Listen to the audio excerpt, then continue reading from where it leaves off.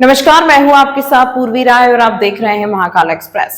धर्मधारी उज्जैन में सनातन धर्म की विजय पताका फहराने के लिए अखिल भारतीय सनातन परिषद ने अपनी नई टीम की घोषणा के साथ ही बड़े आयोजन की तैयारी पूरी कर ली है। परिषद द्वारा ऋण मुक्तेश्वर महादेव मंदिर के महंत महावीर नाथ को महत्वपूर्ण जिम्मेदारी पूर्व में संभाग का नेतृत्व सौंप दिया गया है।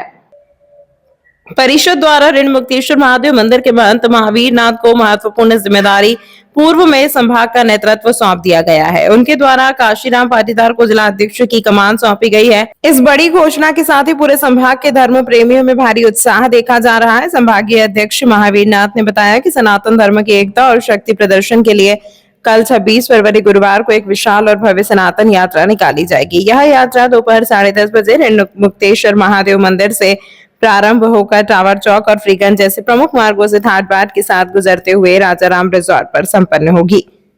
महावीर नाथ ने जोर देकर कहा कि इस वाहन रैली में संभाग भर से बड़ी संख्या में सनातनी लोग शामिल होकर अपनी उपस्थिति दर्ज कराएंगे। यात्रा के समापन पर राजाराम रिजॉर्ट में भव्य स्वागत समारोह और भोजन प्रसादी का आयोजन रखा गया है, जहां संगठन के नए उपाध्यक्ष, सचिव और कोषाध्यक्ष के नामों का भी आधिकारिक ऐलान किया जाएगा। इस ऐतिहासिक अवसर के लिए पुजारी बलदीप शास्त्री, ज्योतिषाचार्य पंडित श्री राम बबलू यादव और गोविंद यादव सहित पूरी मित्र मंडली ने सभी को इस भव्य आयोजन में शामिल होने का न्योता दिया है। देखो, एक सनातन की रैली भी और एक सनातन देखा जाए तो अखिल भारतीय सनातन परिषद की रैली और पूरे भारतवर्ष में ये चीज़ सारी सनातन के लिए चल रही है। उसी व्यवस्था में हम लोग सारे लगे हैं।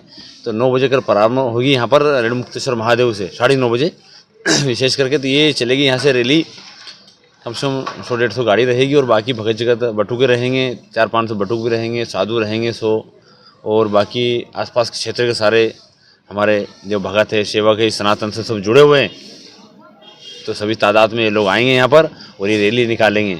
तो यहाँ से चलेगी तो पिपली चौराहे जाएगी, पिपली चौराहे से खाक चौक, 5 नंबर नाका, सीधा नगर निगम के सामने होकर चामुंडा चौराया, टावर, शांति पैलेस और राजाराम रेस्टोरेंट में वहाँ जाके सबका स्वागत समारोह रखा और वहीं भोजन प्रसाद की, भंडारा की व्यवस्थाएं रखी है। क्यों कि भाई ये सनातन रैली हम लोग इसलिए निकाल रहे हैं कि सनातनी लोग इससे जुड़ के रहे और सनातन हमारा चलता रहे। क्योंकि हम इस चीज़ को आगे बढ़ाएंगे तो आने वाले समय में आगे चलती रहेगी, इससे लोग जागरूक रहेंगे।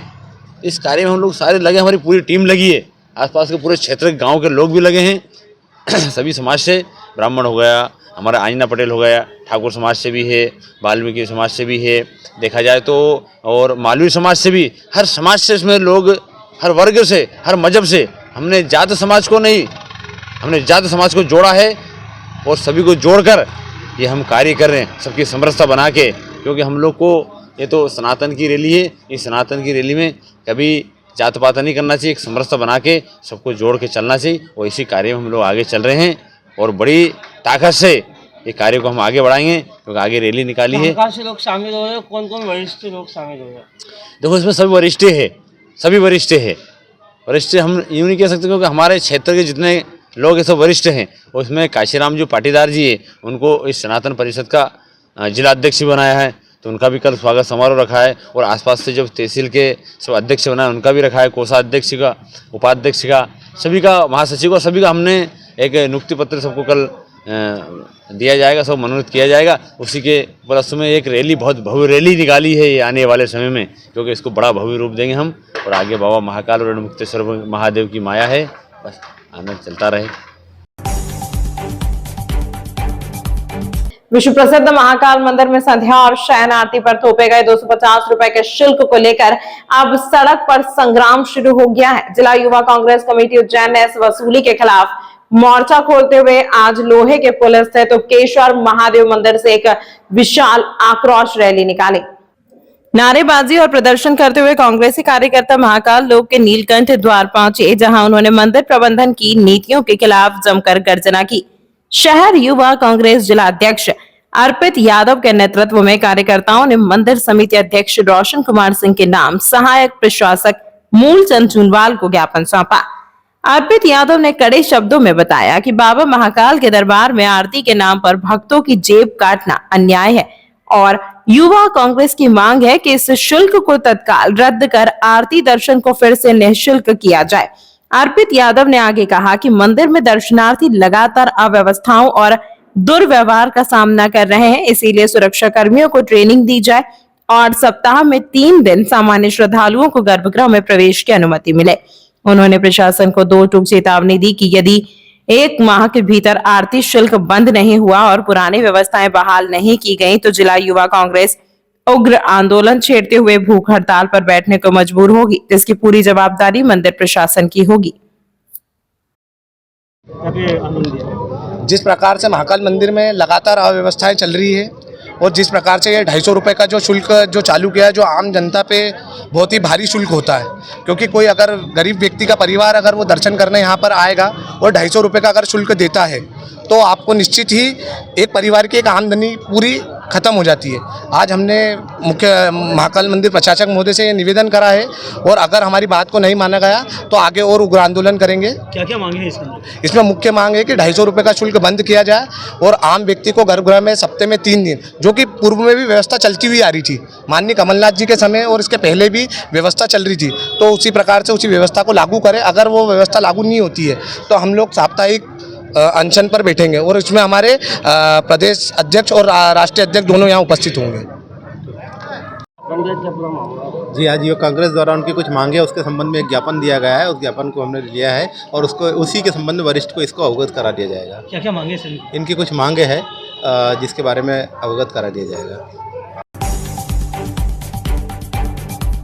उज्जैन में हाल ही में एक चिकित्सक दंपति के साथ उनके क्लिनिक में हुई मारपीट एवं अभद्र व्यवहार की घटना के विरोध में इंडियन मेडिकल एसोसिएशन उज्जैन शाखा ने कड़ा रोष व्यक्त किया है और पुलिस अध्यक्ष को ज्ञापन दिया, जिसमें मांग की गई है कि डॉक्टर संरक्षण अधिनियम के तहत कार्रवाई की जाए। घटना के संबंध में आज आईएमए उज्जैन के प्रतिनिधि मंडल ने पुलिस अधीक्षक को ज्ञापन सौंपकर दोषियों के विरुद्ध तत्काल एवं कठोर कार्रवाई की मांग की। ज्ञापन में डॉक्टर संरक्षण अधिनियम एवं भारतीय दंड संहिता की धाराओं के अंतर्गत एफआईआर दर्ज कर आरोपियों की शीघ्र गिरफ्तारी की मांग की गई है। इस अवसर पर आईएमए उज्जैन के अध्यक्ष डॉक्टर महेंद्र पाटीदार ने स्पष्ट किया कि चिकित्सकों की सुरक्षा से किसी प्रकार का समझौता स्वीकार नहीं किया जाएगा। यदि भविष्य में इस प्रकार की घटनाओं पर कठोर कार्रवाई नहीं की गई तो चिकित्सक समुदाय आंदोलनात्मक कदम उठाने के लिए बाध्य होगा। आईएमए उज्जैन ने प्रशासन से जिले के सभी चिकित्सालयों एवं क्लिनिकों में सुरक्षा व्यवस्था सुदृढ़ करने की भी मांग की है ताकि चिकित्सक निर्भय होकर अपनी सेवाएं दे सकें। हमारे डॉक्टर साथी डॉक्टर उज्जवल सिंह और उनकी पत्नी मीनाक्षी सिंह के साथ मरीज एवं उनके परिजन द्वारा अभद्र व्यवहार में मारपीट की गई।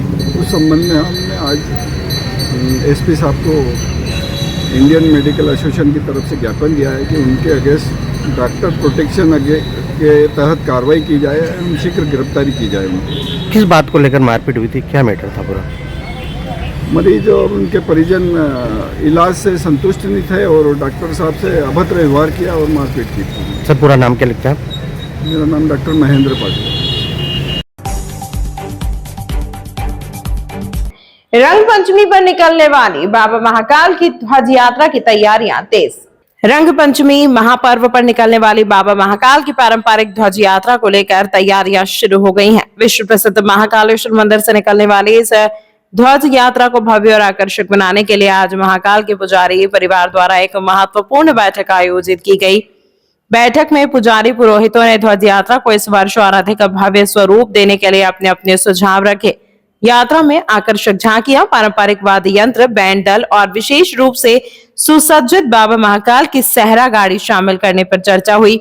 श्रद्धालुओं की बढ़ती संख्या को देखते हुए व्यवस्थाओं को सुव्यवस्थित करने पर भी जोर दिया गया। पुजारी परिवार द्वारा सवारी मार्ग का निरीक्षण कर व्यवस्थाओं का जायजा लिया गया। मार्ग में साफ सफाई, सुरक्षा, श्रद्धालुओं की सुविधा और स्वागत मंचों की रूपरेखा पर भी विचार किया गया।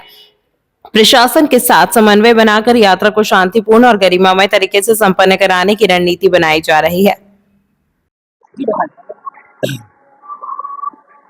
बाबा महाकाल की ध्वजा यात्रा रंग पंचमी महापर्व पर जो परंपरा रूप से हर वर्ष निकलती है, उसी की तैयारी के स्वरूप में आज यहाँ पर महाकाल के पुजारी पुरोहित परिवार द्वारा मीटिंग रखी गई, जिसमें इस ध्वजा को का जो स्वरूप है उसको भव्य से भव्य बनाने के लिए सब मंडली ने अपने विचार रखे और इसमें नाना प्रकार की झांकियाँ जो भारतवर्ष के कोने कोने से आएगी, वाद्य यंत्र रहेंगे, महाराष्ट्र से है, गुजरात से है, इंदौर से है, ऐसे बैंड सब रहेंगे और बाबा की सेहरा गाड़ी रहेगी।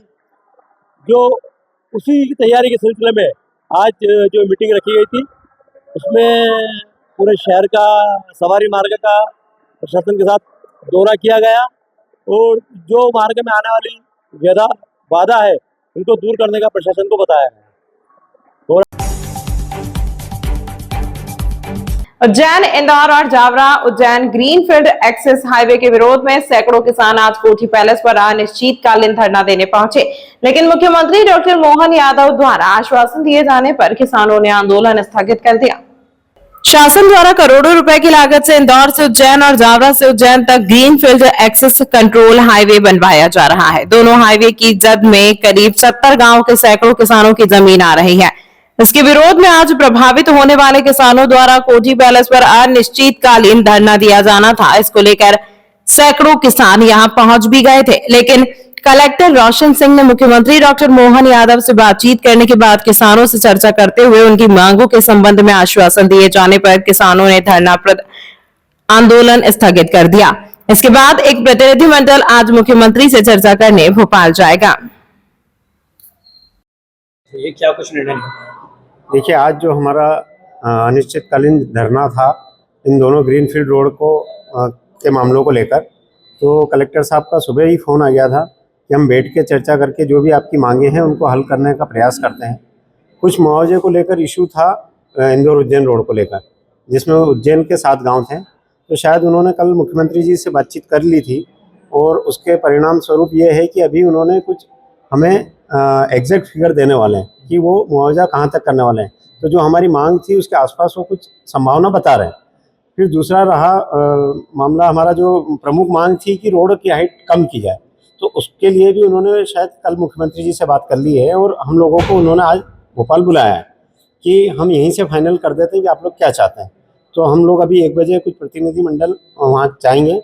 दूसरा रहा जावरा की बात, तो जावरा के लिए भी कलेक्टर साहब ने बोला है कि जो मेरे ज़िले के गांव हैं, उज्जैन ज़िले के गांव हैं, उन गांवों के लिए उसी तर्ज पर मुआवजा तय किया जाएगा जिस तर्ज पर इंदौर उज्जैन के किसानों को दिया जा रहा है।